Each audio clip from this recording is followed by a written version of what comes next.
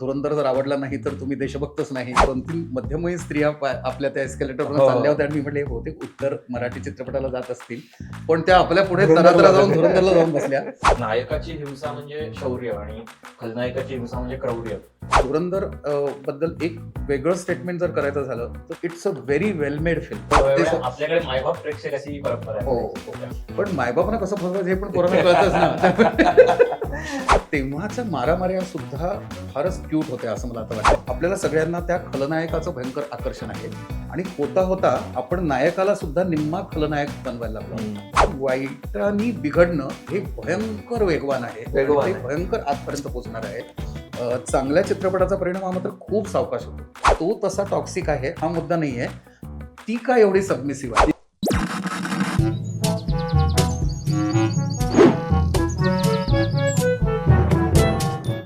नमस्कार. काथ्याकूटच्या नवीन एपिसोडमध्ये तुम्हा सगळ्यांचं मनपूर्वक स्वागत. सध्या गाजत असलेला सिनेमा म्हणजे धुरंधर. धुरंधरविषयी वेगवेगळ्या अंगाने चर्चा चालू आहे. अनेक लोकांना तो सिनेमा आवडतोय. त्याच्यातल्या हिंसेबद्दल विशेषतः बरीच चर्चा सुरू आहे आणि इतर त्याच्या पैलूबद्दल. या सिनेमाच्या निमित्ताने सिनेमा आणि हिंसा याच्या विषयावरती एक आम्हाला एपिसोड करायचा होता आणि त्याच्यामध्ये या विषयावरती गप्पा मारायला सुनील सुक्तनकर आज आपल्याबरोबर आहे. आता सुनील सुक्तनकर हे नाव आपण वेगळ्या शैलीच्या सिनेमांशी जोडतो नेहमी. सुमित्रा भावे, सुनील सुक्तनकर यांनी ज्या प्रकारचे सिनेमे मराठीला दिले, एक वेगळ्या प्रकारची शैली जी रुजवली मराठी सिनेमात, त्या सगळ्याबद्दल आपल्याला माहिती आहे. आपण त्यांचे सिनेमे बघितलेले आहेत, ॲप्रिशिएट केलेले आहेत. पण सुनीलचं वैशिष्ट्य हे की तो स्वतः फिल्ममेकर असला तरी वेगवेगळ्या शैलीचे चित्रपट बघणं, ते ॲप्रिशिएट करणं, त्याबद्दल बोलणं, भरभरून चर्चा करणं हे तो सातत्याने करत असतो. सुनील आज आहे आपल्याबरोबर आणि धुरंधर आणि त्याच्या निमित्ताने मी म्हटलं तसं सिनेमातली हिंसा या मुद्द्यावरती आपण आज काथ्याकूट करणार आहोत. तर सुरुवात करूया धुरंधरपासून. तर सुनील, धुरंधरबद्दलचं मत. तर धुरंधर विषयी बोलण्यापूर्वी तू जी एक माझी ओळख करून दिलीस, तर हे खरं आहे की त्याचे सगळे चित्रपट एकत्र केले आणि प्रेक्षक म्हणून जर मी सुद्धा स्वतः बघितले तर त्यात बऱ्यापैकी टाळली गेलेली गोष्ट काय असेल तर ती हिंसा आहे. मग ती शारीरिक असेल, बऱ्याच वेळेला तर शाब्दिक हिंसा पण टाळण्याचा प्रयत्न केला गेलेला आहे. त्या सगळ्यालाच काहीतरी एक अहिंसा अशा मूल्याचं नक्कीच अधिष्ठान आहे असं मला म्हणता येऊ शकेल. पण हिंसा या गोष्टीला मी व्यक्ती म्हणून अजिबात घाबरत नाही. म्हणजे वैयक्तिक आयुष्यापासून ते पडद्यावरती. त्यामुळे पडद्यावर हिंसा दाखवणं हे चुकीचंच आहे. अरे बापरे असं कसं, आम्हाला नाही बुवा ती हिंसा सोसवत, अशा सगळ्या विधानांमध्ये मी कुठेच बघत नाही. आणि हे जे सगळे नवरस आहेत त्यातले हिंसाच काय, पण म्हणजे रौद्र रस, वीर रसापासून ते विभत्स रसापर्यंत सर्व रस हे पडद्यावरती पाहण्याची क्षमता, उत्सुकता, आवड असं सगळं काही असलेला मी प्रेक्षक आहे, हे मला नक्की पहिल्यांदा सांगायचं आहे. आणि तसं जगातल्या वेगवेगळ्या चित्रपटांमध्ये मी जेव्हा बघतो तेव्हा मला तो अनुभव घ्यायला आवडतो. आता त्याला आवडणं हा शब्द चूक आहे, कारण काही वेळेला ते एक डिस्गस्टिंग असं भयानक वाईट असं अशी भावना मनात आली तरी तेही एक मनोरंजन आहे हे मला कळू शकतं. असं त्या सगळ्या उत्सुकतेतूनच मी धुरंधर हा चित्रपट पाहिला. याच्यामध्ये आणखीन 2 फाटे पण होते त्याला. म्हणजे त्याच्यामध्ये हिंसेबद्दल जशी चर्चा झाली तशी दुसऱ्या बाजूनी एक राष्ट्रवाद सध्या एक आपल्या देशाचं एक स्टेटमेंट असल्यासारखा मांडला जातो आहे आणि प्रत्येक व्यक्तीने राष्ट्रवादी असलं पाहिजे अशा पद्धतीचं एक नॅरेटिव्ह सगळ्यांमध्ये मांडलं जात आहे. त्या नॅरेटिव्ह मधून तुम्हाला धुरंधर जर आवडला नाही तर तुम्ही देशभक्तच नाही, तुम्ही राष्ट्राविषयी तुम्हाला काही वाटत नाही वगैरे वगैरे असं मानणाऱ्यांचा पण एक वेगळा कल्ट तयार होतो आहे. आणि एकूणच दुर्दैवाने समाज माध्यम हे भांडणाचंच एक माध्यम बनत चालल्यामुळे त्याचाही भरपूर वापर त्या सगळ्या प्रकरणामध्ये होतोय. एवढी पार्श्वभूमी घेऊन हा सिनेमा बघावा लागला. हे टाळून तो बघता नसता, अचानक समोर आला असता तर असा तो आलेलाच नाहीये. मला त्या चित्रपटाची गंमत अशी वाटली की मी थोडी तयारी अशी करून गेलो होतो की म्हणजे ॲड्रेनलिन डोसच्या आवरणातून आपल्याला काहीतरी देशभक्तीची गोळी दिली जाईल अशी मी मानसिक तयारी ठेवलेली होती. आणि मला गंमत अशी वाटली की खरं म्हणजे देशभक्तीचं छोटंसं आवरण आहे आणि मुळात आहे ती सगळी मोठीच्या मोठी गोळी किंवा जो गोळी. बॉम्ब आहे तो ॲड्रेनलिन रस्ताच आहे. बरोबर आहे. आणि बरोबर. त्यामुळे हिंसा आणि मारामारी आवडणाऱ्या पुरुषांना दिलेलं मनोरंजन हा त्याचा मूळ गाभा आहे. हम्म. अ, त्याला समर्थन मिळण्यासाठी म्हणून देशभक्तीचा वापर केलाय असं उलट मला वाटलं. उलटं. आणि मला वाईट वाटलं. कारण मला असं वाटलं की जर तुम्ही खरे देशभक्त आणि खरे राष्ट्रवादी असता तर ते पारडं वर चढायला पाहिजे होतं. तसं काही ते चढलेलं मला दिसलं नाही. ही पहिली माझी प्रतिक्रिया धुरंधर बघून झाली. त्यांनी मी थोडं आणखीन विचारात असं पडलो की हिंसा पडद्यावर बघायला आपल्याला आवडते का असं जर म्हटलं तर एक नक्की आहे की माझ्या लहानपणापासून मी जे काही प्रेक्षक बघत आलोय म्हणजे मी स्वतःच एक लहान प्रेक्षक असल्यापासून तर आपण पुरुष मंडळी जे आहोत जवळजवळ मी सगळ्यांना त्यात गोवतो आहे की मारामारी बघायला आवडणे ही लहानपणापासूनच एक आहेच आपल्या मनामध्ये. पूर्वीचे जे सिनेमे होते म्हणजे अमिताभ बच्चन पूर्व काळातले आणि अमिताभ बच्चनचं जे एक मोठं सुपर हिरोचं जे व्यक्तिमत्व होतं ते साधारण माझ्या लहानपणीचं आहे. तर त्या काळामध्ये सुद्धा मला आठवतंय की शेवटची मारामारी बघणे हा सर्वोच्च आनंदाचा भाग होता. अगदी अगदी. फक्त एक गंमत आता नंतर उलगडली म्हणजे चित्रपट बनवायला लागल्यानंतर त्याचा अभ्यासक बनल्यानंतर की तेव्हाच्या मारामाऱ्या सुद्धा फारच क्यूट होत्या असं मला आता वाटायला लागलंय. कारण त्या एखाद्या कॉमिक बुक सारख्या असायच्या. त्या खोट्या खोट्या ते सगळ्यांना माहिती असायचं. ते मारताना भिशुम भिशुम असे आवाज निघायचे. खरं मारल्यावरती जो आवाज होतो तो खरा खरा उमटायला लागला बऱ्याच नंतर. आणि तो पहिल्यांदा जेव्हा यायला लागला तेव्हा भीती वाटली की अरे बापरे ही मारामारी बघायची आमची तयारी नाहीये बरं का. म्हणजे एखाद्याच्या डोक्यामध्ये काहीतरी हातोडा घातल्यानंतर जो खचक आवाज येतो तो त्या भिशूंपेक्षा खूप वेगळा होता आणि तो भयानक होता. तर ते वास्तव नंतर कधी एखादा अनुराग कश्यपचा सिनेमा असेल इतर कोणाचा सिनेमा असेल सत्यासारख्या सिनेमात असेल असे जेव्हा ते दिसायला लागले तेव्हा थोडं सैरभैर व्हायला झालं की ही काही आवडण्याजोगी आणि मज्जा वाटण्याजोगी मारामारी नाहीये बरं का. हे काहीतरी जास्त वेगळं आहे. त्यामुळे मारामारी आणि हिंसा ही आणखीन वास्तववादी होत गेली पुढे पुढे असं मला वाटतं. जी प्रायोगिक चित्रपटात किंवा रिजनल सिनेमात पहिल्यांदा आली नंतर मेनस्ट्रीम सिनेमा हा माझं एक आवडतं विधान आहेच की रिजनल सिनेमा किंवा प्रायोगिक सिनेमा हे प्रयोग करतात पहिल्यांदा आणि हे मेनस्ट्रीम वाले नंतर हळूच ते प्रयोग उचलतात आणि त्यांच्या याला वापरतात. त्यामुळे मला असं वाटतं की धुरंधर बद्दल एक वेगळं स्टेटमेंट जर करायचं झालं तर तो अत्यंत सुंदर सिनेमा आहे बनवलेला. म्हणजे it's a very well made film. म्हणजे चित्रपटाची सर्व अंग उत्कृष्ट वापरलेली आहेत. ज्याच्यामध्ये कथा पटकथा व्यक्तिचित्रण याच्यापासून ते कॅमेरा वर्क असेल एडिटिंग असेल साऊंडचा वापर असेल बॅकग्राऊंड म्युझिकमध्ये केलेले विविध प्रयोग असतील या सगळ्यांचा इतका चांगला वापर केला आहे की तुम्ही त्या चित्रपटाच्या पकडीमधून निसटू शकत नाही. इतका तो चांगला बनवलेला चित्रपट आहे. त्यामुळे ते 100 मार्क त्या चित्रपटाला द्यायलाच हवेत असं मला वाटतं. तो तुम्हाला स्वतंत्रपणे बाहेर पडल्यानंतर आवडो अथवा न आवडो पण तो तुम्हाला तुमचे बाहू स्फुरण पावतील अशा पद्धतीची गोळी तुमच्या असं तोंड उघडून आतमध्ये टाकतोच टाकतो यात काही शंका नाहीये. मग मी थोडा विचारात असं पडलो की मग हिंसा पडद्यावर दाखवणं चांगलं का वाईट असं जर आपण म्हटलं ना तर मला त्याच्यापेक्षा हिंसा दाखवण्याच्या मागची जी समर्थनाची सगळी आर्ग्युमेंट्स आहेत ना त्याच्याशी माझं जास्त भांडण आहे. म्हणजे हिंसा पडद्यावर दाखवणं ही सोपी गोष्ट नाहीये. ती दाखवताना तुम्हाला त्याच्या मागे एक समर्थनाची मोठी भिंत उभी करावी लागते की आम्ही हे का दाखवतो आणि ते हिंसा करणारे तुम्हाला आवडायला लावायला लागतात. म्हणजे आज जर आपण बघितलं ना तर वर्षानुवर्ष आपण बघतो आहोत तर नायकापेक्षा खलनायक लोकप्रिय होण्याकडे आपण समाजामधून चाललेलो आहोत. आपल्याला सगळ्यांना त्या खलनायकाचं भयंकर आकर्षण आहे आणि होता होता आपण नायकाला सुद्धा निम्मा खलनायक बनवायला लागलो आहोत. आता याचं समर्थन मगाशी म्हटलं तसं की वेगळ्या प्रायोगिक किंवा वेगळ्या सिनेमातनं आलेलं आहे की ग्रे शेड्स असतात. चांगलं आणि वाईट असं काही नसतं. असा एक चांगल्या व्यक्तिचित्रणाचा मार्ग आम्ही रिजनल सिनेमावाल्यांनी दिला. यांनी मेनस्ट्रीम सिनेमाने त्याचा वापर असा केला की मग आम्ही नायक आणि खलनायक याचा मधला दाखवू म्हणजे त्याच्या हातून बऱ्याच वाईट गोष्टी पण आम्ही घडवू शकतो. पण हे करताना त्याच्या मागे जी एक समर्थनाची भिंत ती उभी करतात ना जिला प्रचंड म्हणजे अशी एक प्रश्नचिन्हांची मालिका माझ्या मनात तयार होते. म्हणजे उदाहरणार्थ आपण या चित्रपटाची तुलना जर समजा राजी सारख्या चित्रपटाशी केली की जो सुद्धा एका गुप्तहेर व्यक्तीची कथा सांगणारा होता. फक्त इथे एक पुरुष गुप्तहेर आहे की जो पाकिस्तानच्या अंडरवर्ल्डमध्ये शिरतो आणि त्या अंडरवर्ल्डची धुळधाण उडवणं आणि ते पाकिस्तान नावाच्या एका महाभयानक देशामध्ये आपल्या अख्ख्या संपूर्ण देशाला उद्ध्वस्त करणारं एक मोठं कारस्थान शिजतंय याच्याविषयीची माहिती मिळवणे हा त्याचा हेतू आहे. तर तेच काम करायला एक मुलगी लग्न होऊन एका घरामध्ये जाते, हे राझीमध्ये दाखवलेलं आहे. ती मुलगी संपूर्ण चित्रपटामध्ये काहीच हिंसा करत नाही. तिला स्वतःच्या गुप्तहेरपणाच्या बरोबरीने असंख्य भावनिक प्रश्न पडतात. आपल्यावर प्रेम करणाऱ्या नवऱ्याला आपण फसवतो आहे याबद्दलही ती अस्वस्थ होते. एक तर त्यातला अत्यंत सुंदर प्रसंग जे आहे ज्याच्यामध्ये ती देशभक्तीचं गाणं छोट्या मुलांना शिकवते आणि ते मेरा वतन म्हणून म्हणतात. तिला आपलं देश मेरा वतन म्हणून आठवते आणि ती बिचारी पोरं आहेत निष्पापणे ते पाकिस्तान या शेजारच्या देशामध्ये त्यांच्या देशाला मेरा वतन म्हणतात.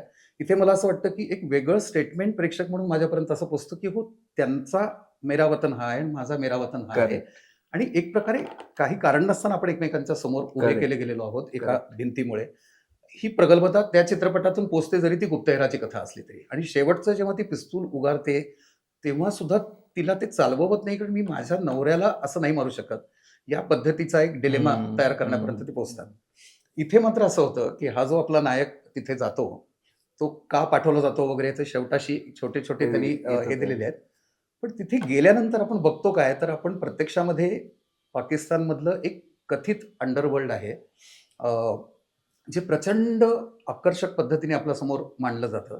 तिथला प्रत्येक डॉन जो आहे, जो प्रत्येक भयानक म्हटला गेलेला असा एक ताकदवान मनुष्य आहे, त्याला अत्यंत आकर्षकपणे तो आपल्यासमोर येत राहतो आणि त्या सगळ्यांवरती ओव्हरपॉवर होणारा मी कसा बनेन अशा पद्धतीची महत्वाकांक्षा बाळगणारा हा आपला नायक हा टप्प्याटप्प्यांनी पुढे बरोबर. जात राहतो. त्यासाठी तो कारस्थानं करतो, अ, बऱ्याच वाईट गोष्टी करतो. त्यातले अनेक जण अनेक प्रकारच्या हिंसा करतात.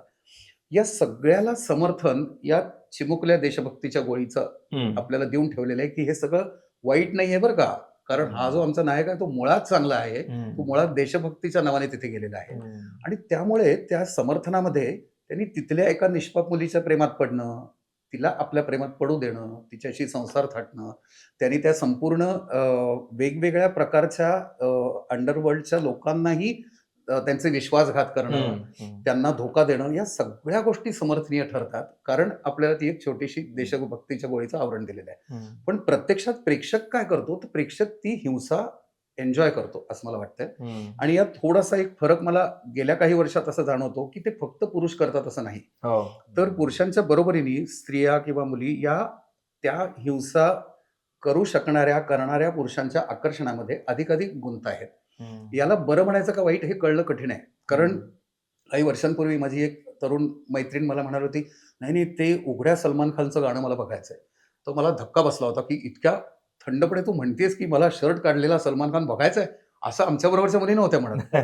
आम्ही उघड्या पोशाखातल्या मुलींचे नाच बघत होतो, आम्ही त्याविषयी उघडपणे बोलत नसलो तरी, पण अर्थातच पुरुष म्हणून हे मान्य आहे.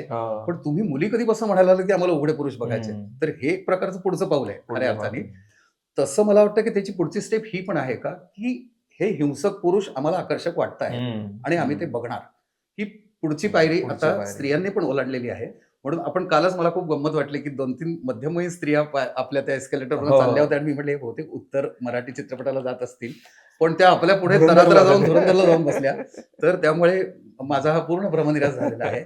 पण त्याच्या मागचा पुरुषीपणा जो आहे तो जास्त धोकादायक असं मला वाटतं, कारण पुरुषांना हिंसक दाखवणं, त्या हिंसेला वेगवेगळी समर्थनं देणं आणि पुरुषांची हिंसा आकर्षक बनवणं हे विघातक आहे असं मला वाटतं.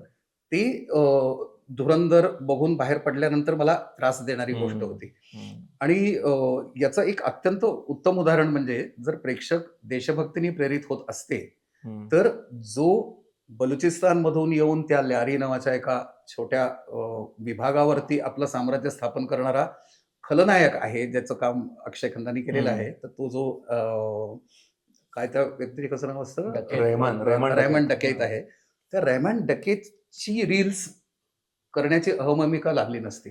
म्हणजे आपल्याला त्याचा संताप यायला पाहिजे, आपल्याला त्याचा द्वेष वाटायला पाहिजे, आपल्याला त्याचा राग यायला पाहिजे आणि याचं तोंड बघायला नको असं आपल्याला वाटायला पाहिजे. तसं न वाटता त्याच्यासारखा नाच मी करून दाखवीन असं जर आपल्या सगळ्या तरुणांना वाटत असेल, तर मुळात ते देशभक्तीपेक्षा हिंसेनी भारवलेले आहेत, हे आपण मान्य करूया.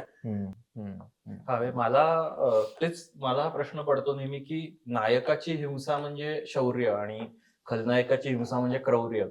हे जी विभागणी आपण पहिल्यापासून करत आलोय, म्हणजे 90sच्या सिनेमांपासून वगैरे सुद्धा, की नायकाने गोळी मारली तर आपण टाळ्या वाजवतो, पण खलनायकाने काही केलं तर आपल्याला ते पटत नाही.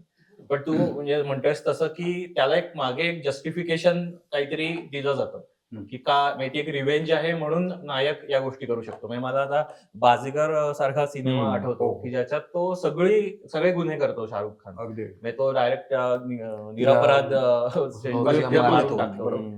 पण हे रिव्हेंज स्टोरी आपल्याला नंतर एक समर्थन जस्टिफिकेशन हो. देऊन जाते, की म्हणून हे बरोबर होतं. हम्म.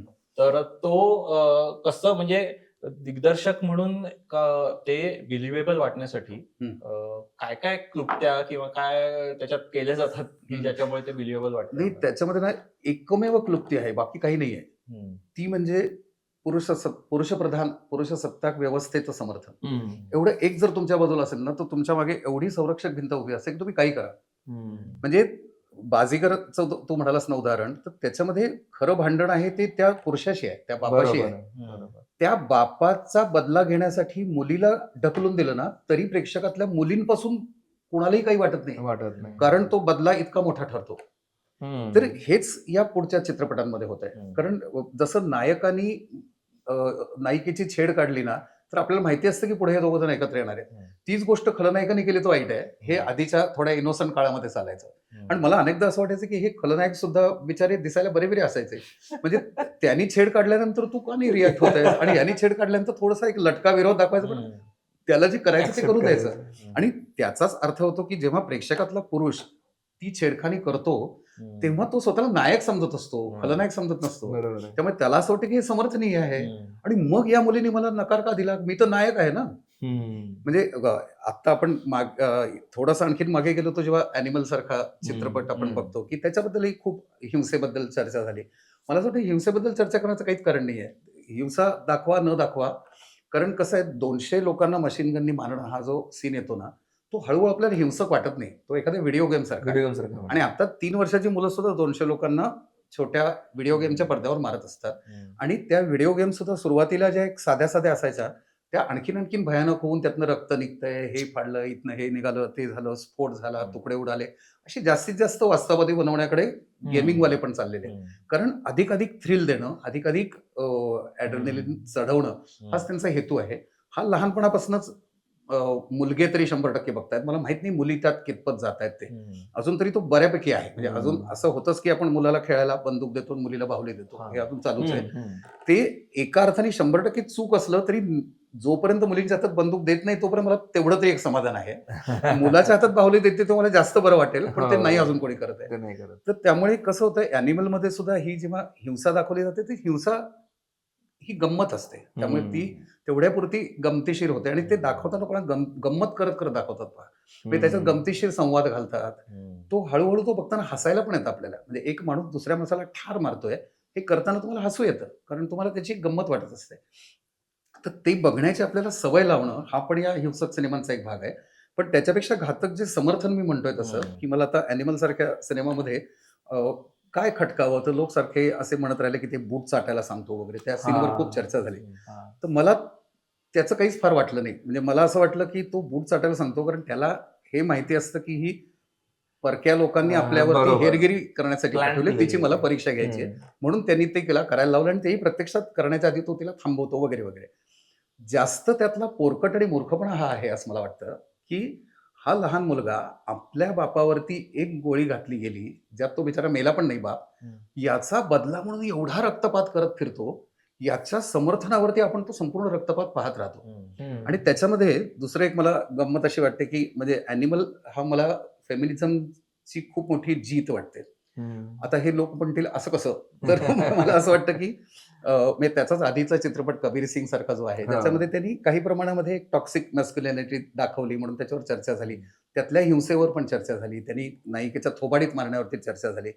मला नंतर जेव्हा मी कबीर सिंग चित्रपट पूर्ण बघितला आणि मला असं वाटलं, की अरे पण यातल्या दुसऱ्या हिंसेविषयी आपण बोलतच नाही आहोत. आणि ती हिंसा म्हणजे कुठली? तर ही मुलगी जी त्या मुलाच्या प्रेमात पडून त्या संपूर्ण हॉस्टेलमध्ये त्याच्याबरोबर राहत होती, ती जेव्हा घरी गेली तेव्हा तिचा बाप आणि तिच्याही पेक्षा लहान असलेला भाऊ हे तिला थोबाडीत मारून सांगतात, की आम्ही सांगू त्या मुलाशी लग्न करायचं, या मुलाशी नाही करायचंय. हे जास्त हिंसक आहे. हा बिचारा थोबाडीत मारणारा तिच्या प्रेमात तरी होता, प्रेमाचं. आणि नंतर ही नायिका त्याला एकदा थोबाडीत मारते, तो गपचूप ती थोबाडीत खातो. हो. हा एक उत्तरार्ध आहे. हो. तर प्रश्न त्यातल्या पुरुषीपणाचा जास्त आहे. तसं मला अॅनिमलच्या बाबतीमध्ये असं वाटत राहिलं, की तो जो बाप आहे त्याच्याविषयी या मुलाला भयंकर इतका कळवळा कशासाठी आहे. तर मी इतका लहान होतो, मी शाळेत जायचो, तेव्हा माझा बाप कुठेच नसायचा, माझ्या वाढदिवसाला तो नसायचा. तर हा स्वतः नायक जो आहे तो स्वतःला अल्फा मेल म्हणतो. आणि मी जो फेमिनिझमचा विजय अशा अर्थाने म्हणतो, की कबीर सिंग नंतर या दिग्दर्शकावरती, लेखक दिग्दर्शकावर जेव्हा टीका झाली, की काय तू हे करतोयस वगैरे, तो म्हणाला थांबा आता दाखवतोस तुम्हाला, मी पुरुषीपणा म्हणजे काय दाखवतो. तर पुरुषी नायक आपण वर्षानुवर्ष बघतोय, पण हा पुरुषी नायक असं म्हणायचं नाही, मी पुरुषी आहे बरं का, आणि माझ्या पुरुषीपणामागे हे सगळं एक सायंटिफिक कारण आहे, असं काही सांगत होतो. आपला निवांतपणे पुरुष होता, आपल्या समाजातील निवांतपणे पुरुष असतात लोक. हा मात्र नाही नाही, काय आहे, पुरुषांचे प्रकार आहेत, अल्फा, अमका, तमका वगैरे, आणि अल्फा मेल असा असतो. आणि हे जे सगळे संवेदनशील कविता लिहिणारे वगैरे पुरुष असतात ना, ते असले सगळे असतात, ते नाही काही मुलींना आवडत वगैरे. असं एवढं मोठं भाषण देतो. मी म्हटलं, तू भाषण कोणासाठी देतोय? आमच्यासाठी देतोयस? आमच्यासारख्या फेमिनिस्ट लोकांसाठी देतोयस? तर आम्हाला ते समर्थन पुरं पडणार नाहीये, पण त्याला तो मोह आवरला नाही, कारण त्याला ते समर्थन शब्दात द्यायची वेळ आली. तर माझ्या मते हा माझा विजय आहे प्रेक्षक म्हणून, की त्याला ते निर्लज्जपणे करता आलं नाही, त्याला त्याचं एक समर्थन द्यायला लागलं. एवढं करून ते समर्थन लंगडं कसं ठरतं? तर जो मुलगा स्वतःला अल्फा मेल म्हणतो आहे, त्याला खरं म्हणजे आपल्या बापाचा अभिमान वाटायला पाहिजे. हा बाप काही आमच्यासारखा सेन्सिटिव्ह नव्हता, कोणाच्या गॅदरिंगला जा, त्याची कविताचा एक त्याला चित्र काढून दाखवा, असं नव्हतं, तो फालतू माणूस नव्हता. तो त्याच्यासारखाच अल्फा मेल होता, म्हणूनच तो त्याचा आदर्श आहे. त्याला कौतुक वाटायला पाहिजे, की हे आईचं काम आहे, हे गॅदरिंगला जाणं वगैरे, असल्या मूर्खपणे करणं. बाप माझा व्यवस्थित बिझनेस मोठा करत होता, आणि त्याच्यात पैशावर तू जगतो आहेस. तर या बापानी मला वेळ दिला नाही, म्हणून या मुलाला आपल्या बापाबद्दल काहीतरी वाटत राहतं. हे इतकं फेक आहे. पण त्या फेक समर्थनाला आपण पुरुष सत्तेचं जेव्हा समर्थन देतो ना, तेव्हा प्रेक्षक म्हणून हा त्याला त्याच्या बापाबद्दल वाटतंय बरं का, म्हणून तो करतोय. तसं काहीच नाहीये. त्याला भरपूर लोकांना मारायचं आहे, हाच त्यातला मुद्दा आहे. आणि प्रेक्षकांना आम्हाला हेच दाखवायचं आहे, हा त्यातला मुद्दा आहे. तेच धुरंधरमध्ये होतं, की ती स्पाय स्टोरी आहे, ती तोंडी लावण्यापुरती आहे. आणि आज तुम्हाला म्हणजे एक सरळ सरळ फसवणूक करण्याचा भाग आहे, की 26/11चा रक्तपात असेल, किंवा भारतामध्ये झालेले जे दहशतवादी हल्ले असतील, हे खरे घडलेले आहेत. आणि त्या खऱ्या घडलेल्या गोष्टींचा आपल्या मनावरती एक ट्रॉमा आहे, की हे का घडलं, असं कसं घडलं. आणि आपल्याला असं सांगितलं गेलंय, की तो एक पाकिस्तान नावाचा एक महाभयानक देश आहे, आणि तो इतका पॉवरफुल आहे, की तो या सगळं काही घडवतोय. आता प्रत्यक्षामध्ये आपण अनेक ठिकाणी वाचतो, की तो बिचारा भिकायला लागलेला देश आहे, त्यांना स्वतःच काही झेपत नाहीये. त्यांच्या अंतर्गत बंडाळ्या ज्या धुरंधरमध्ये आपल्याला दिसतात, की इतक्या प्रमाणामध्ये लष्करशाहीपासून ते गुंडांच्या एकमेकांमधल्या गँग्स वॉरनी तो पोखरला गेलेला देश आहे. त्या मानाने भारत हा जास्त ताकदवान देश म्हणून आहे खरं तर. म्हणजे खऱ्या राष्ट्रवादी भूमिगतनं बघितलं तर राष्ट्र म्हणून भारत जास्त ताकदवान आहे. तरीही आपण त्या एका शत्रूच्या नावाने सांगितलेली ही देशभक्तीची गोळी घेत राहणार, आणि त्या समर्थनाखाली आपण प्रचंड मोठी हिंसा बघत राहणार. आणि त्यामध्ये या ज्या लिंक्स जोडल्या जातात ना, ती माझ्या मते प्रेक्षकाची केलेली फसवणूक आहे.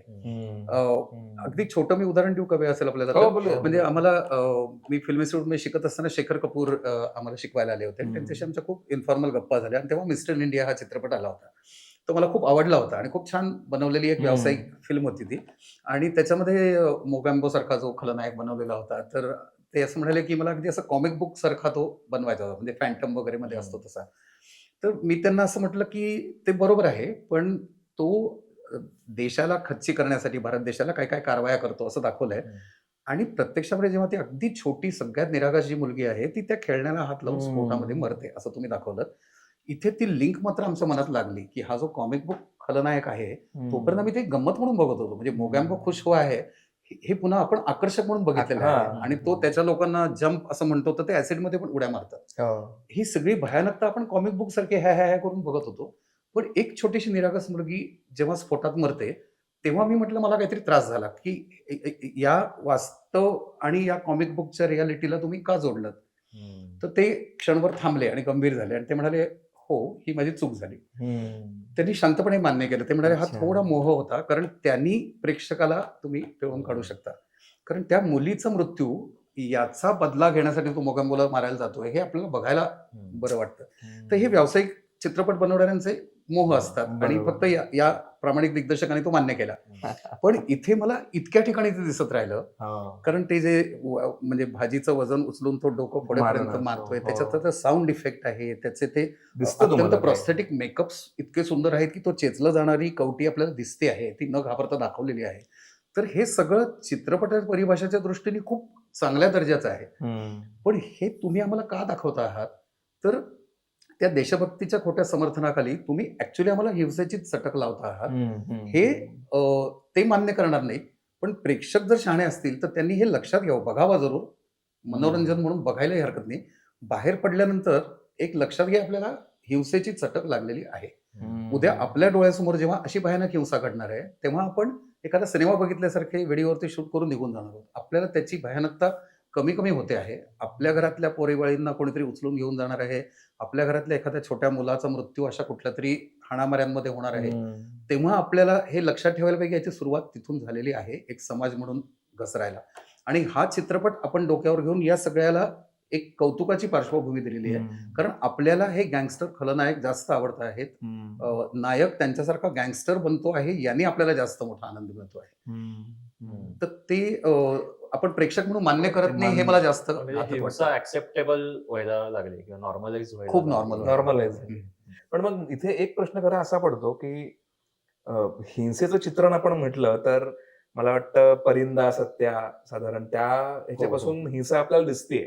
नक्कीच. त्याच्यामध्ये गुणात्मक फरक मात्र नक्कीच आहे. Correct. म्हणजे मला आठवतंय तो परिंदा मधला जो सीन होता मर्डरचा शेवटचा, तो फार त्यावेळेला तो भयंकर वाटला होता की तो असा गोळ्या घालतो त्या दोघांना, ते फारच भयंकर वाटलं होतं. पण तरी पण त्याच्यामध्ये आज तू जी उदाहरणं दिलीस, धुरंधर किंवा हो. ॲनिमल किंवा इथं, तितकं त्याच्यात हे नव्हतं, भडकपणा, थेटपणा नव्हता. खरं खरं.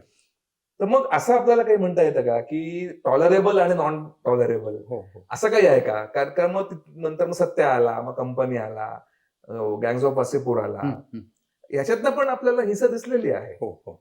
तर त्याचा परिणाम वेगळा होतो, पण असं काही वाटतं का? नाही, म्हणजे तू म्हणालास तसं ना, की त्याच्यात दोन म्हणता येईल आपल्याला, म्हणजे गुणात्मक फरक याच्याबद्दल पण बोलता येईल आणि समर्थनात्मक फरक याच्यावर पण बोलता येईल असं मला वाटतं. एक गुणात्मक फरक हा नक्की वाटतो मला. आता उदाहरणार्थ गँग्स ऑफ वासेपूर असेल किंवा अगदी आता रामन राघव मी बघितला, हो तर रामन राघवने मला भयंकर अस्वस्थ हो केलं. हो.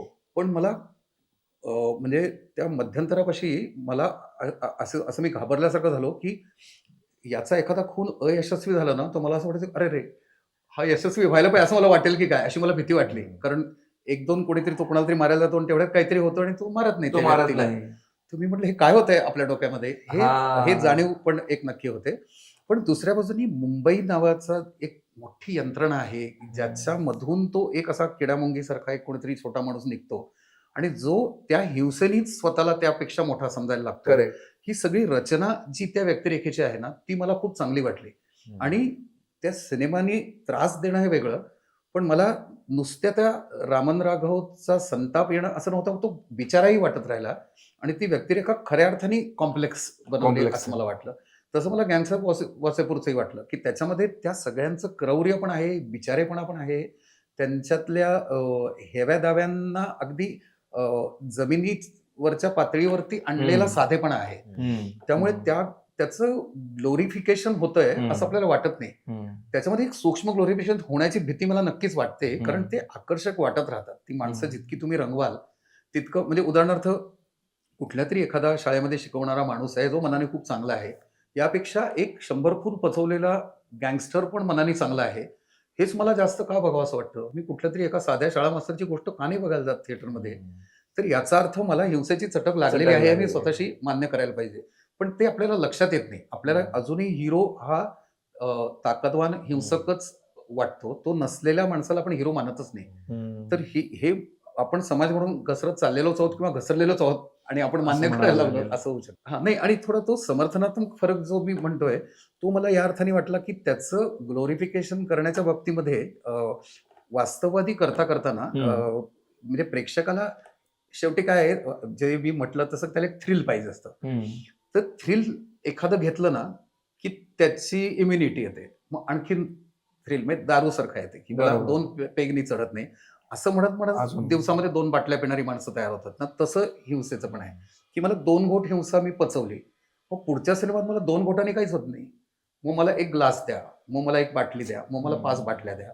तसं आता हे 10 बाटल्या दिल्या आहेत तुम्हाला, की ढोसा हवी तेवढी हिंसा असं म्हणून. कारण ते थ्रिल वाढवल्याशिवाय गंमत येत नाही. जितकं थ्रिल वाढेल ना तितकी ही गंमत वाढणार आहे. पण मला वाटतं हा खूप मोठा फरक आहे. म्हणजे पूर्वी हिंसा खूप सिम्बॉलिक असायची हो. किंवा पटकन ती संपायची अशी संपायची. सीट, त्याचं फार लेंदी शॉट्स नसायचे. आणि ते शौर्य दाखवण्यापुरतं होतं. म्हणजे हा. मारामारीत आमचा नायक यशस्वी झाला. त्यांनी एवढं 25 दाखवण्यापुरतं लोकांना होतं. मारलं एवढं. म्हणजे आता अॅनिमल किंवा हा जो धुरंधर धुरंधर.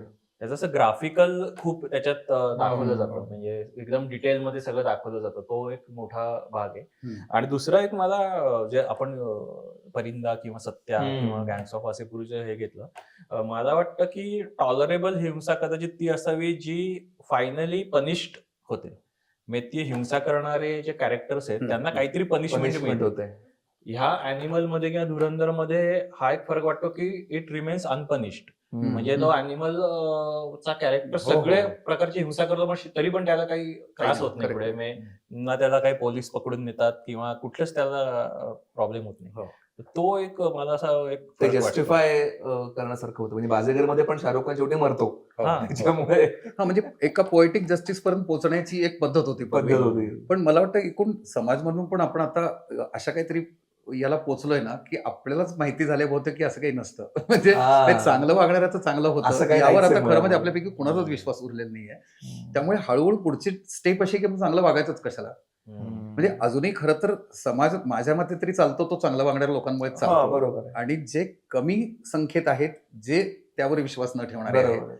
पण चित्रण मात्र असं केलं जातं की खरं तर जग भयानकच आहे. आणि ते बघायला आपल्याला जास्त आवडतं की जे आपल्या दररोजच्या आयुष्यातलं नाहीये.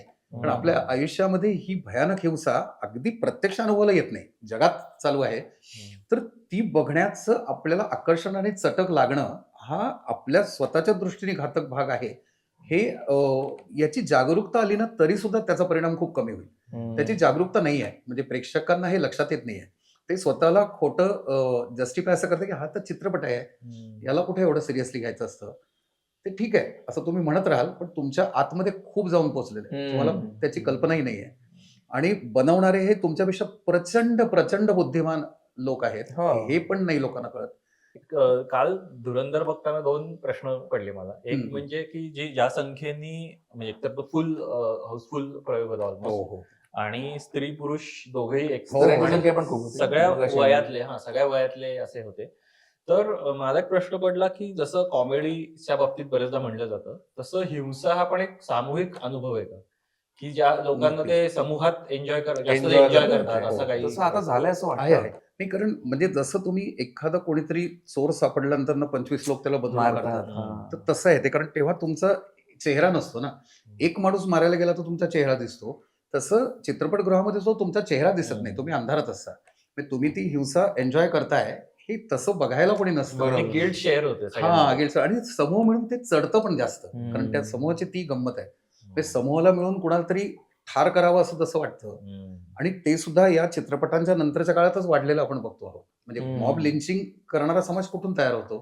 कारण त्यांना एवढंच, म्हणजे जसं मगाशी मी म्हणालो तसं की हिंसा करायला तर मजा येईल, पण आम्हाला समर्थन द्या. मग तुम्ही जर एखाद्या मॉबला समर्थन दिलं तर तो लिंचिंग करायला तयार होतो. Lynching करतात. कारण त्यांनी बघितलेलं असतं की समर्थनार्थ असलेली हिंसा ही छान असते. तर ती आम्ही पडद्यावर बघितली, आता आम्ही ती प्रत्यक्ष करू, फक्त आम्हाला समर्थन द्या योग्य असं. मग ते कधी धर्माचं असेल, कधी जातीचं असेल, कधी म्हणजे पुरुष सत्तेचं असेल. म्हणजे ह्या ज्याला आपण काय म्हणतो बरं त्याला, ऑनर किलिंग सारखी जेव्हा Honor गोष्ट killing. होते ना, तेव्हा ते बाप किंवा भाऊ जे आहेत ना ते खरंच गिल्ट फ्री असतात. कारण त्यांचं खरंच असं म्हणणं असतं की असं वागणाऱ्या आवश्यक. मुलीला ठारच मारायला हवं, कारण तिने फारच भयंकर गुन्हा केलेला आहे. आपल्या आईबापांचं मन दुखावून परजातीतल्या परधर्मातल्या मुलावरती प्रेम करणं हा खूप मोठा गुन्हा आहे. त्याला ठार मारणं हीच शिक्षा योग्य आहे. मग त्यासाठी मी शिक्षा पण भोगायला तयार आहे. हे त्या समर्थनातून मिळालेली ताकद आहे. म्हणजे अनैतिक वाटत नाही मला. अजिबात अनैतिक वाटत नाही. दुसरा एक बघताना मला प्रश्न पडला की सेन्सॉर जे काय आपल्याकडे बोर्ड आहे किंवा त्याला काय म्हणायचं, सेन्सॉरशिप हो, हो, म्हणावं हो. दुसरं काय म्हणावं, तर त्याचा हिंसेकडे बघण्याचा दृष्टिकोन नेमका कसा असतो? कारण सिगरेट हानिकारक आहे हो, हो. ह्याची पाठी सतत होती कालच्या सिनेमामध्ये. पण खून करणं काही पण हानिकारक खून हा, नाही. करणं पण त्यांनी ते रक्तबंबाळ होताना दाखवलंय हो, हो. आणि हानिकारक मात्र अरे सिगरेट ती आहे. तर फार मोठी गंमत आहे. म्हणजे मी जेव्हा फिल्म मेकिंग शिकत होतो फिल्म इन्स्टिट्यूटमध्ये, तेव्हा आम्हाला एक रेग्युलर तास आणि त्याचं हे होतं की सेन्सॉर बोर्ड प्रक्रिया सगळी समजावणं. तर तेव्हा आमचे जे शिक्षक होते त्यांनी आम्हाला सेन्सॉर बोर्डाचे जे नियम आहेत, की चित्रपटात काय असू नये, हे सगळं जेव्हा वाचून दाखवलं, तर तो आमचा सगळ्यात विनोदी तास होता. आम्ही गडाबडा लोळण्याइतके हसत होतो. कारण ती जी सगळी यादी होती ना, ते चित्रपटाचं वर्णन होतं. चालू असलेल्या चित्रपटाचं. अच्छा. म्हणजे स्त्रीच्या अंगप्रत्यंगाचं प्रदर्शन करू नये, रक्तपात दाखवू नये, हिंसा दाखवू नये, हे सगळं त्यांच्या गाईडलाईन्समध्ये आहे. तर आम्ही म्हटलं की अहो, हे सगळं ज्यात असतं त्याला आम्ही सिनेमा म्हणतो आतापर्यंत. हे सगळं नसलेला सिनेमा पडतो, त्याला तो कोणी कोणी बघत नाही. बघत नाही तो. हां, त्याला वाईट सिनेमा म्हणतात. तर जो चालणारा सिनेमा आहे त्याचं हे वर्णन आहे. तर सेन्सॉर बोर्ड नावाच्या गोष्ट ही मला खूप हास्यास्पद आणि अत्यंत आउटडेटेड वाटते आणि चूकही वाटते. कारण मुळात प्रेक्षकांनी काय बघावं हे कोणतरी मूठभर माणसं ठरवणार, यातून या मनोवृत्तीतून ते तयार झालेलं आहे. समजा ते तयार झालं, याला जस्टिफिकेशन एक असं आहे की आपला समाज तेवढा प्रगल्भ नाही आहे, त्यांना काय घ्यावं काय कळत नाही. पण हेच सगळे आईबाप मुलांच्या बद्दल समजतात की तुला कळत नाहीये, मी ठरवणार तुझ्या दृष्टीने काय योग्य आहे म्हणून. तीच ती भूमिका आहे. त्यातनंच ते सेन्सॉर बोर्ड आलेलं आहे. Parenting आहे ते. हां, तर त्यामुळे तो एक मला पहिला निषेधाचा भाग वाटतो. आणि दुसरा जास्त मोठा निषेधाचा वाटतो म्हणजे त्यातून ही जी सगळी गाईडलाईन आहे ना, ती सगळी ओलांडून जाणारे सिनेमे वर्षानुवर्ष नीट येतात. आणि एखादाच लिपस्टिक अंडर माय बुरखासारखा चित्रपट येतो की ज्याच्यामध्ये तुम्ही बाईच्या सेक्शुअलिटी विषयी बोलता. आणि त्यामध्ये एक बाई जेव्हा तिच्या मास्टरबेशन सारख्या गोष्टीबद्दल काहीतरी बोलते, व्यक्त होते, तो चित्रपट आपल्याकडे बॅन होतो. कारण सेन्सॉरला ते फार भयंकर वाटतं. म्हणजे एक माणूस भाजीचं 5 किलोचं वजन घेऊन एकाची कवटी ठेचतोय, त्याच्या अंगावर रक्ताचे शिंतोडे होत आहेत, शांतपणे मोठा मॉब ते बघतोय, हे दृश्य कुठेच सेन्सॉर करण्याजोगं वाटत नाही. कारण त्याच्या मागे असलेलं मोठं समर्थन, एका बाजूने पुरुष सत्तेचं आणि त्यात छोटंसं जोडलेलं देशभक्ती, की पाकिस्तानातलाच गुंड हे करतोय ना, मग करू देत. अशा पद्धतीने पण आणि हे दाखवून त्यांना असं भासवायचं की बघा ही माणसं किती भयंकर आहेत, हे दाखवण्यासाठी हा सिनेमा बनवलाय, म्हणून आम्ही सेन्सॉर केलेलं नाही आहे. मुद्दा हा आहे की तुम्ही एक मनोरंजक हिंसात्मक सीन सेन्सॉर केलेलं नाही, ते आम्हाला कळतंय. शिव्यांच्या बाबतीत तेच आहे. म्हणजे आता आमच्या देवराई चित्रपटाच्या वेळेला त्याच्यामध्ये म्हणजे स्किझोप्रेनियाचा रुग्ण हा भडकल्यानंतर पटकन शिव्या देतो आणि एरवी शिव्या न देणारा माणूस शिव्या का देतोय म्हणून त्याचं रोगाचं निदान होतं, असा त्यातला भाग आहे. त्याच्या तोंडी भडवा एवढी एकच शिवी होती. त्याचा अर्थ दलाल असा आहे. तो लिंगवाचक नाहीये, जातीवाचक नाही, धर्मवाचक नाहीये. तो त्यांनी आम्हाला काढा म्हणून हट्ट धरला आणि ते म्हणाले की म्हणजे थिएटर्समध्ये भयानक होईल हा शब्द ऐकू गेला तर, असं ते मला म्हणाले. तेच अपेक्षित आणि होतं त्या actually. त्या बाई सुमित्रा भावेंना साक्षात असं म्हणाल्या, अहो बाई तुमचं काही जात नाही, तुम्ही सिनेमा बनवाल, आम्हाला समाजाची काळजी आहे, असं त्या सेन्सॉर बोर्डाच्या बाई म्हणाल्या. आणि तेवढ्या एका शब्दासाठी आम्हाला ऍडल्ट सर्टिफिकेट देण्यात होतं त्या चित्रपटाला. आणि आम्हाला ते घ्यावं लागलं कारण त्यावेळेला आम्हाला लढत बसायला वेळ नव्हता आमच्याकडे म्हणून. कालच्या चित्रपटामध्ये तुम्ही फक्त आठवून बघा काय काय शिव्या होत्या त्या, आणि ते निवांतपणे चालू होतं त्यांच्या शिव्या. आय उद्धारलेल्या शिव्या सगळंच चालू होत्या. होतं. त्यातला एखादा शब्द ते म्यूट करत Mute करत होते, होते. लिगल चूक नको म्हणून. म्हणजे पहिली 4 अक्षर घ्यायचे आणि 5वं अक्षर म्यूट करायचं, पण शिवी कळायची ती कळते. तर सेन्सॉरचा वापर हा वाईट कारणांसाठी जास्त होतो आणि यांच्यासाठी सेन्सॉर 100% नसतं, कारण त्यांना नियमच वेगळे आहेत. शारीरिक हिंसेला आपण स्पेशल ट्रीटमेंट देतो का? म्हणजे आपण मानसिक हिंसा किंवा जी एक व्यवस्थेने लादलेली एक हिंसा असेल समाजावर पूर्ण, त्याचा फारसा आपण काही डिस्कशन होत नाही. पण हे जिथे जिथे सिनेमांमध्ये शारीरिक हिंसा दिसते तिथे मग लगेच आपण त्याच्यावर चर्चा करायला लागतो. मला तो थप्पड हा जो सिनेमा आहे तो आठवतो की त्याच्यात हिंसा फक्त एक थप्पड आहे, बरोबर. पण त्याचं त्यांनी जे मानसिक आघात आणि व्यवस्था आणि त्याचं सगळं जे केलंय, बरोबर. तर अशा सिनेमांना त्यांनी मला वाटतं या सिनेमांनी असं काहीतरी मानसिक हिंसेला जरा शारीरिक हिंसेपेक्षा वरती ठेवलं. तर तसं वाटतं का की एक मानसिक हिंसेला बद्दल आपलं काहीच मत नाही कोणाचं? नाही, खरंय. मग तूच म्हणालास त्याच्यात मला ते उत्तर आहे. तू एक उदाहरण दिलंस हिचं कुठल्या सिनेमातलं की तिचा वडील आणि मुलगा घरी आल्यानंतर कबीर सिंग होता. थपडेबद्दल काही तो प्रॉब्लेम मानसिक हिंसेचाच भाग आहे असं वाटतं. आणि मुळात तिला त्या नायकापासून तोडणं जे करतात ते हिंसाच करतायत. ते हिंसाच ते करतायत. कुटुंब अख्खी हिंसा करताय. आणि जो ते नायक पण म्हणतोय की अरे आपण एका खोलीत राहत होतो आणि अचानक तू तुझ्या बापाला घाबरून मला नाकारतेस कशी, याच्यावरतीच ते सगळं कथानक खरं म्हणजे मांडलेलं आहे. पण त्या हिंसेबद्दल कोणीच काही बोलत नाही. आणि कदाचित दिग्दर्शकालाही फार प्रॉब्लेम नाही त्याबद्दल, प्रेक्षकालाही नाही येत. नाही, तू म्हणतो तसं ना, की आता अनुभव सिन्हासारखा दिग्दर्शक जेव्हा हे बनवतो किंवा आता आर्टिकल 15 सारखी फिल्म करतो, त्याच्यामध्ये जातीच्या उतरंडीतून तयार होणारी जी हिंसा आहे ती पण खूप सूक्ष्मपणे येत राहते. तर त्याचा खरंच आपल्याला त्रास होत नाही. हा उलटा प्रॉब्लेम आहे. त्याचा व्हायला पाहिजे. म्हणजे उलट्या अर्थाने नाही की ती बॅन करायला पाहिजे, पण उलट त्यांनी आपण अस्वस्थ व्हायला पाहिजे. आणि खरोखरच थप्पडचं तसंच होतं, की तो जो त्यातला नवरा आहे त्याप्रमाणे प्रेक्षकातल्या असंख्य पुरुषांना असं वाटत असणार की काय एवढे नखरे चालवले, एका थपड्यासाठी तू डिव्होर्स पर्यंत जातेसच कशी, यात एवढं भयंकर काय आहे असं म्हणून. थपड्यावरून मला आठवलं की इतकं विनोदी असतात ना गोष्टी. आमचे दुसराच लघुपट होता पाणी नावाचा, ज्याच्यामध्ये एक नवरा रात्री त्या बाईला थोबाडीत देतो आणि पाणी आणायला पाठवतो. तर हा चित्रपट दूरदर्शननी दाखवण्यासाठी घेतला आणि दूरदर्शननी ती थप्पड एडिट केली. त्यामुळे तो तिच्याकडे जातो, तिला पाणी आण असं म्हणतो, मध्येच एक रस्त्याचा लॉंग शॉट आमच्याच सिनेमातला कापून त्यांनी लावला एडिट करून स्वतः आम्हाला न विचारता. आणि त्यानंतर पुढचा सीन आहे तसं सुरू होतो. हे मध्येच रस्ता का दिसला कोणाला काही माहिती. तर आम्ही त्यांच्याशी नंतर चर्चा केली तर ते म्हणाले काय आहे ते पाण्याचा प्रश्न वगैरे ह्याच्याबद्दलचा आहे ना, तर त्याच्यामध्ये पुरुष बाईला मारतो असं नको दाखवायला. त्यांनी प्रेक्षकातले पुरुष दुखावतील, त्यामुळे कोणाला दुखावण्याची चिंता आहे हे तुम्ही लक्षात घ्या. म्हणजे पुरुषांनी बाईला मारलं हे जरी असलं तरी तो तसा वागतो हे प्रेक्षकातल्या पुरुषांना वाटू नये याची काळजी व्यवस्थेला असते नेहमी. तर इथे सुद्धा तसंच होतं. कारण मगाशी बोलताना मला डार्लिंग्स सिनेमा आठवत होता. आता डार्लिंग्स मध्ये इतक्या गोष्टींची बंडखोरी आहे. म्हणजे एक तर ते मुस्लिम कुटुंबच दाखवलेलं आहे, त्यातली ती मुलगी, तिची ती दुसरी मैत्रीण सिनियर जी आहे, शेफालीने जे काम केलंय, तर अलिया शेफाली यांच्या ज्या व्यक्तिरेख आहेत, या इतक्या प्रमाणामध्ये त्या सगळ्या धडपडीतून बाहेर पडण्याचं हे करतात आणि शेवटी त्याला ट्रॅकवरती रेल्वेच्या घेऊन जातात. पण तरी त्यांना शेवटी समर्थन देणं इतकं अवघड झालं की या बायकांनी त्या माणसाला ठार मारलं असं दाखवण्याची हिंमत त्यांना नाही करता आली. शेवटी तो तरीही काहीतरी करतो आणि त्यातून ऍक्सिडेंटली तो मरतो. इथेच तो सिनेमा संपतो. तर एवढं समर्थन द्यायला लागतं जेव्हा तुम्ही पुरुष व्यवस्थेच्या विरोधात असता. पण एका पुरुषाने दुसऱ्याच पुरुषावर बदला घेण्यासाठी तिला ढकलून दिलं प्रेमाचं नाटक केल्यानंतर. यासाठी कोणालाही काही समर्थन द्यायला लागलं नाही. उलट तो नायक, तो खलनायक आपल्याला आवडायला लागला इतका की तो पुढे नायक झाला.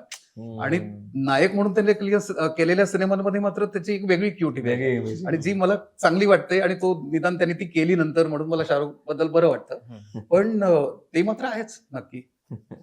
तर ते समर्थनाचाच मुद्दा पुन्हा तिथे येतो. म्हणजे मानसिक असो शारीरिक असो, ती समर्थनीय तेव्हाच ठरते जेव्हा ती पुरुष विरोधी नसेल. मला एक कसा ना नेहमी प्रश्न पडतो, म्हणजे तर मी स्वतः टॅरंटिनोचा फॅन आहे. टॅरंटिनोची फिल्म मेकिंग मध्ये तर हिंसा हा अविभाज्य घटक असल्यासारखं असतो, पण ती खूप स्टायलाइज्ड पोएटिक म्हणावी अशी ती चित्रण असतं.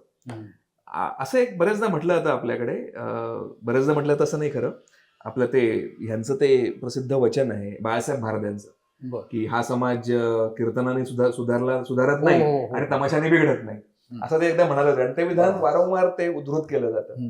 आणि हे आर्ग्युमेंट पण बरेचदा केलं जातं त्याच्यामुळे, की असं इतका आपण विचार जो करतोय तर एवढं काही होत नाही हो. तुम्ही जे म्हणताय ना की सिनेमामुळे, तर असं काही नाही होत एवढं. आता ह्याचं ना मला असं वाटतं की ऍक्च्युअली मोजमाप करणं खरंच अवघड असतं. सिनेमाचा होणारा परिणाम, तो हिंसेत, आपण आता हिंसेबद्दल बोलतोय, तर त्याचा परिणाम हा नक्की झाला का त्याच्या पुढच्या आयुष्यातल्या कृतींमध्ये कुठेतरी याचा धागा होता का, हे असं आपल्याला पॉइंट आउट करून काढता येणं खरंच अवघड आहे. पण बाय अँड लार्ज मला स्वतःला असं वाटतं की भारतासारख्या समाजामध्ये तो परिणाम होतो, प्रचंड होतो. म्हणजे तुला सिनेमाचा परिणाम होतो हे तू होतो, म्हणजे होतो आणि प्रचंडच होतो. आणि बऱ्यापैकी प्रमाणात सिनेमाचाच होतो मला वाटायला लागलेलं आहे. म्हणजे तुम्ही सो कॉल्ड घर संस्कार वगैरे जे काही आपण गप्पा मारतो, तर ते एका कुठल्या तरी मध्यमवर्गीयाचं एक युटोपिया आहे. बाकी समाज आणि सिनेमा आहे तो तुमच्या मुलाबाळांपर्यंत जो पोहोचतो याचा तुम्हाला काही पत्ता नाहीये. तो वर्षानुवर्ष पत्ता लागलेला नाहीये. आणि त्यातून आपली मनं जी पोखरली जात आहेत ते आपण मान्यच करायला तयार नाही होत. हे जे विधान आहे ते निळू फुलेंच्या नावावरती खपवतात, हे आणखीन एक त्यातला मला वैताग आहे. म्हणजे कीर्तन आणि तमाशा या विधानाविषयी मला दोन प्रॉब्लेम्स आहेत. एक म्हणजे ह्याच्यात एक गृहीत धरलं की कीर्तन ही काहीतरी सोजवळ गोष्ट आणि तमाशी काहीतरी वाईट गोष्ट आहे. त्यामुळे मला आधी तिथेच वाटतं आता बाळासाहेब भारतेंशी कुठे भांडणार. पण ते त्या एका जुन्या पठडीतून आलेलं वाक्य आहे, तो मला असं वाटतं की आणि context विशेषतः मध्ये आज जी कीर्तनं होतात ती पाहिल्यानंतर ती खूप भयानक आहेत, ती भयंकर टॉक्सिक आहेत. तर त्यामुळे टॉक्सिक कीर्तन हे भरपूर बिघडवू शकतं माणसाला, बिघडवू हेही शकतं. आता कीर्तनकारांनी सिद्ध केलेलं आहे. आणि तमाशा ही एक सुंदर लोककला आहे आणि ती एका शृंगारिक भावनेला उद्दीपन देणारे जी गोष्ट करत असल्यामुळे तिला काही काळ आपण वाईट मानलेलं होतं आणि ती एका ब्राह्मणी समाज व्यवस्थेने बाजूला वाईट ठेवलेली टाकलेली होती. गोष्ट होती. हम्म. म्हणून कीर्तन आणि तमाशा हे शब्दप्रयोग तयार झाले. पण आता आपण तेही जरा बाजूला ठेवले तर मुख्य त्यातला मुद्दा आहे की चांगल्या चित्रपटाने बिघडतो काही चांगलं होतं का आणि वाईटाने बिघडतं का. तर त्याच्यामध्ये मला असं वाटतं की वाईटाने बिघडणं हे भयंकर वेगवान आहे आणि वेगवान ते आहे. भयंकर आतपर्यंत पोहोचणार आहे. चांगल्या चित्रपटाचा परिणाम हा मात्र खूप सावकाश होतो आणि जो प्रत्येक चांगल्या गोष्टीचं तसंच आहे की तुम्ही म्हणजे चांगला चित्रपटाचाही परिणाम तुमच्या जाणीवेत नेणीवेत जातो, पण असे अनेक चित्रपट झाल्यानंतर कुठेतरी त्याचा छोटा परिणाम आपल्याला दिसायला लागतो. तोही असतो. म्हणून तर आम्ही चित्रपट करत राहिलो वर्षानुवर्ष आणि मी अजूनही करू इच्छितो, हो. कारण माझा त्याच्यावर विश्वास आहे. पण त्यांची संख्या इतकी कमी असते, त्यांचा प्रभाव, त्यांचा प्रेक्षक वर्ग हे सगळं जितकं कमी पडत राहतं, तितकं दुसऱ्या चित्रपटाचा प्रभाव वाढत राहतो आणि तो वाढवणं हे त्यांना फायदेशीर आहे म्हणून ते करतात, त्याचं मला दुःख होतं. त्यांच्या कन्व्हिक्शननी करण्यापेक्षा सुद्धा या बनवणारे हे हुशार मंडळी जी मी मगाशी जे बुद्धिमान मी म्हटलं ना, त्यांना म्हणजे आता साधं उदाहरण आपण घेतलं ना की वर्षानुवर्ष आपण बघतोय की फेमिनिझम, स्त्रीमुक्तीचा विचार हा समाजामध्ये जसा जसा प्रसृत होत गेला तसा तशा मुली धीट झाल्या, स्ट्रॉंग झाल्या, बरोबर आहे. आपल्या पायावर उभ्या राहणाऱ्या झाल्या, आपलं मन व्यक्त करणाऱ्या झाल्या. हे सगळ्याचं खरं प्रतिबिंब चित्रपटामध्ये पडायला अजून खूप वेळ लागतोय. लवकर प्रतिक्रिया आपल्याला काय आली आहे, तर हे सगळं वैयक्तिक आयुष्यात बघणारे हे मी किंवा माझ्या अनेक पुढच्या पिढ्यांचे जे लेखक दिग्दर्शक आहेत ते थोडे बिथरलेत आणि घाबरलेत. त्यांना लक्षात आले की या मुली पुढे जात आहेत, या वेगळा विचार करतायत. मग चित्रपटामध्ये आता टॉक्सिक मॅस्क्युलिनिटी आणि सबमिसिव्ह फेमिनिनिटी दाखवणारा वाचून पर्याय नाहीये. ते लोकप्रिय केलं तर आपण यांना शह देऊ शकतो. हा प्रचंड म्हणजे ही ऑलमोस्ट कॉन्स्पिरसी सारखी चालणारी गोष्ट आहे. म्हणजे कबीर सिंग बघून तुम्ही अस्वस्थ जेनेरिक होऊ नका असं माझं म्हणणं आहे, किंवा अॅनिमलनी तुम्ही या गोष्टीला आक्षेप घेऊन प्रश्न विचारा की तो तसा टॉक्सिक आहे, हा मुद्दा नाहीये, ती का एवढी सबमिसिव्ह आहे आणि तिचं सबमिसिव्हपणा सेलिब्रेट करून तशा पुरुषाची चटक मुलींना लागते आहे का, हे जास्त धोकादायक आहे. एक मला सिनेमाच्या बाबतीत एक प्रश्न वाटतो की असं म्हणतात की हिंसा मराठीमध्ये विकली जाऊ शकत नाही.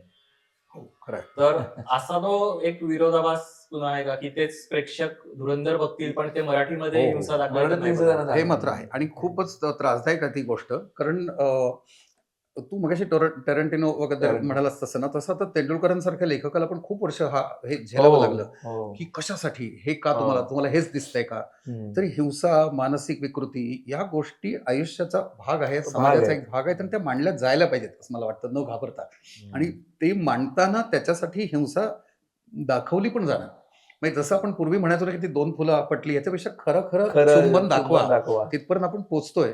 तसं त्याहूनही जास्त वेगळ्या पद्धतीची शारीरिक प्रेमाची दृश्य पण पडद्यावरती यायला हवीत असं मला वाटतं. सारखं लाजून बसण्याचं कारण नाही त्याच्याबद्दल. तेच हिंसेच्या बाबतीत आहे की हिंसा भयानक आहे, ती पडद्यावरती दाखवणे महत्वाचं आहे. पण त्यात पुन्हा जसं होतं की बँडिट क्वीन मध्ये जेव्हा ती त्या सगळ्या ठाकुरांना मारते, ती तिच्या दृष्टीने आवश्यक हिंसा आहे. ती दाखवल्यावरती सेन्सॉर एकदम जागा होतो की ही खालच्या जातीतली बाई वरच्या जातीतल्या माणसांना मारताना तर सीन ठेवायचं की नाही. आणि तिथे पुन्हा शेखर कपूरला प्रश्न विचारला जातो. तसंच इथे पण मराठीचं होतं की मराठी प्रेक्षक हा मराठी सिनेमात काय पाहिजे याच्या बाबतीत भयंकर सोहळा आहे आणि त्यामुळे आम्हाला काहीतरी कौटुंबिक आणि असं काहीतरी पाहिजे. आणि त्याचं कारण आणि यामुळेच काही प्रमाणामध्ये तो एक मध्यमवयीन प्रेक्षक होत चाललेला आहे आणि त्यातही महिलांचा प्रेक्षक होत चालला आहे. त्यामुळे त्यांना तर हे अजिबात नकोय आणि ते त्या तरुणांना किंवा इतर लोकांना असं म्हणतात की तुम्हाला इतर ठिकाणी बघायला मिळतंय ना, ओटीटी चॅनल्सवर आहे, तुमच्या हातातच आहे सगळं. आमचे सिनेमा मात्र आम्हाला हवेत तसे सोजवळ ठेवा. त्यामुळे मराठीमध्ये तर ही लढाई आणखीन मोठी आहे. म्हणजे खरोखरच तशा पद्धतीची बंडखोरी करून हिंसा, विकृती, शारीरिक प्रेम या गोष्टी न भिता दाखवणारा मराठी सिनेमा बघायला मला तर किती वर्ष लागतील मला माहिती नाही. आपल्याला असं दिसतं की धुरंधर सारखा सिनेमा हा प्रचंड लोकप्रिय होतो किंवा अॅनिमल हा प्रचंड हिट होतो. आता त्या बॅकड्रॉप वरती हे जे आर्ग्युमेंट आहे की तुम्हाला आज इतर कंटेंट पण अवेलेबल आहे. म्हणजे आता उदाहरणार्थ द्यायचं आता पंचायत ही अतिशय सुंदर मालिका जी खूप लोकप्रिय झाली. पण ते उदाहरण एखादंच तसं दिसतं तुम्हाला. अर्थात गुल्लक सारखी पण मालिका आहे, बरोबर. अजून पण अशा मालिका दिसतात.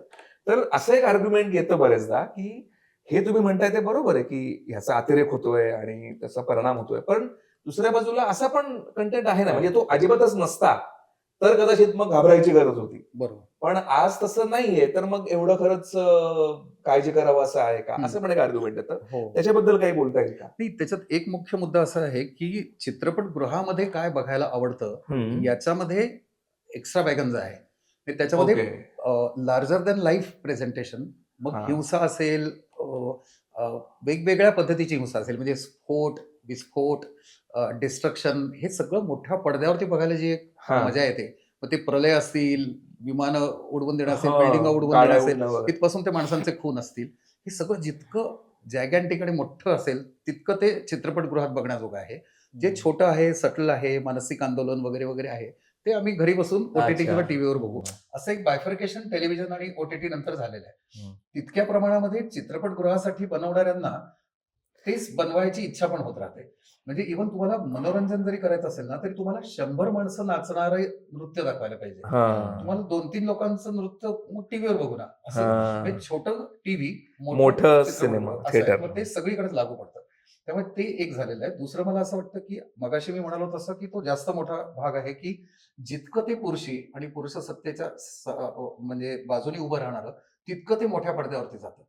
कारण वेगळ्या धाटणीच्या मोठ्या मोठ्या नायिकांनी कामं केलेल्या, करीना कपूर असेल, आलिया भट असेल, दीपिका पदुकोण असेल, यांच्या अनेक बंडखोर आणि वेगळ्या पद्धतीच्या ज्या काही फिल्म्स किंवा सिरीज आल्या त्या डायरेक्ट ओटीटीवर गेल्या, त्या थिएटरमध्ये आल्या नाहीत. कारण नायिका प्रधान गोष्टी आहेत त्या चित्रपटगृहात बघण्याची गरज नाही. गरज घरी बसून नाही. बघा. हा. हे पण एक नवीन बायफर्केशन त्याच्यामध्ये येतं. त्यामुळे तू म्हणतोस तसं की वेगळ्या गोष्टी बनणं हे एका बाजूनी चालू राहणार, पण मोठ्या पडद्यावरती काय बघायचं याचं लोकांचं एक हे question आहे. आणि त्यात दुसरं पुन्हा आहे ना, की जर हिंसेला समर्थन आहे किंवा हिंसा पडद्यावर यायला हवी, तर एखादा आदिवासी, एखादा शेतकरी हा अन्यायाने पेटून उठतो आणि खून करत सुटतो. अशी गोष्ट यांना कशी नाही सुचत? हा. हे त्यांच्यामध्ये म्हणजे जय बरोबर जवान आहे. आणि जय किसान आपण म्हणतो. बरोबर आहे. जवानाची हिंसा मला बघायला आवडते, किसानाची किसानाची नाही आवडत. किसान मरतोय याच्यावरती फिल्म बनवली तर ते मला हास्यास्पद वाटतंय. मला एक दिवस पण थिएटरमध्ये बघायची इच्छा नाहीये. हो. आणि तर म्हणून तुम्हाला हिंसेचं आकर्षण आहे, पण त्या हिंसेला असणाऱ्या समर्थनाची तुमची बाजू ठरलेली आहे. हे जास्त धोकादायक हे असं आणि घातक आहे धोकादायक असं मला वाटतं. खूपच मला वाटतं इम्पॉर्टंट मुद्दा आहे. हिंसा, पडद्यावरची हिंसा या विषयाबद्दलचे खूप वेगवेगळे अँगल्स आणि मला वाटतं खूप फायनर असे एलिमेंट्स आज सुनीलकडनं आपल्याला ऐकायला मिळाले. मला असं खरंच वाटतं की विशेषतः धुरंधर आम्ही कालच बघितलाय आणि तो ताजा पण आहे स्मृतीमध्ये. धुरंधर पाहिल्यानंतर पण आमच्यामध्ये बरीच चर्चा झाली, पण आज सुनीलनी जे त्यातले अजून काही मुद्दे उलगडून दाखवले ते माझ्याकरता पण फार इन्साइटफुल होतं. मला असं वाटतं की सिनेमा बघताना केवळ एक ते मनोरंजनाचं माध्यम तर आहेच, म्हणजे सुनील जसं मगाशी म्हणाल की धुरंधर सगळ्यांनी जरूर बघावा, त्याच्यात काही हे नाही, परंतु धुरंधरचे हे जे एलिमेंट समजून घेणं जे आहे ती प्रोसेस आपण सुरू केली पाहिजे. धुरंधर हे आत्ताचं उदाहरण झालं, पण एकूणच ज्या प्रकारचे सिनेमे सध्या येत आहेत हिंसक एलिमेंट जास्त असलेले, त्याच्यामागचं हे एलिमेंट समजून घेणं फार आवश्यक आहे. मला असं सांगायला आवडेल की काथ्याकूटचा आमचा उद्देशच मुख्य म्हणजे हा आहे की सिनेमा हा केवळ 2 तास मनोरंजन केलं आणि बाहेर पडलो आणि मग वेगळ्या कामाला लागलो अशा रुटीनमध्ये न अडकता सिनेमाबद्दल काही एका आस्थेने, काही एका तळमळीने आपण सिनेमाकडे बघावं, त्याच्याबद्दल बोलावं. तर तो उद्देश मला वाटतं आजच्या एपिसोडमध्ये खूप चांगला सफल झालाय असं मला वाटतंय. कारण धुरंधरबद्दल त्या निमित्ताने सिनेमा आणि हिंसा याच्याबद्दल खूप आज बोललं गेलं. ते सगळंच ॲज आय सेड इन्साइटफुल होतं. अशा चर्चा अजूनही आम्हाला सुनीलबरोबर करायला आवडतील आणि I hope he would also enjoy that. नक्की, नक्की. तर पुन्हा एकदा आपण भेटूयात नवीन एपिसोडसह. काथ्याकूटचे एपिसोड्स बघत राहा. तुम्हाला काय वाटतं ते आम्हाला जरूर कळवा आणि आमचे व्हिडिओज शेअर करा, इतरांना सांगा काथ्याकूटबद्दल आणि चॅनलला सबस्क्राईब करायला विसरू नका. Thank you very much.